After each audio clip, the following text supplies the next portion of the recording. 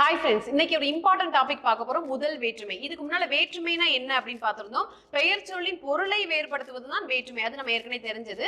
முதல் வேற்றுமை அப்படிங்கிறது என்ன அப்படின்னு பாத்தீங்கன்னா, இது எழுவாய் வேற்றுமை அப்படின்னு சொல்லி வேறு ஒரு பெயர்ல வந்து அழைக்கிறாங்க. ஏன் அப்படி சொல்றாங்க அப்படின்னு பாத்தீங்கன்னா, எழுவாய் வேற்றுமை உருவு ஏதும் ஏற்காமல் தனித்து நின்று பொருளை தர்றதுனால இது என்ன சொல்றாங்கன்னா எழுவாய் வேற்றுமைன்னு சொல்றாங்க.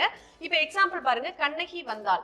இந்த கண்ணகி அப்படிங்கிறது என்னது? எழுவாய். வந்தாள் அப்படிங்கிறது பயனிலை அப்படின்னு நம்ம சொல்றோம். இந்த கண்ணகி கிட்ட, அதாவது எழுவாயில ஏதாவது வேற்றுமை உறுப்பு வந்திருக்கான்னா எதுவுமே வரல, எதுவும் தேவைப்படவும் இல்லை. அதுதான் எழுவாய் வேற்றுமை.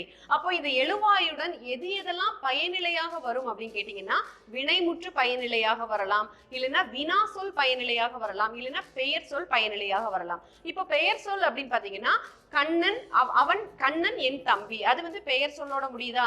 கண்ணன் யார்? வினா சொல்லோட முடியுதா? கண்ணன் வந்தான், வினை முற்றோட முடியுதா? இதுதான் வந்து பெயர், இதுதான் வேற்றுமை அப்படின்னு வந்து நம்ம சொல்றோம். அதாவது முதல் வேற்றுமை அப்படின்னு நம்ம சொல்றோம். நன்றி.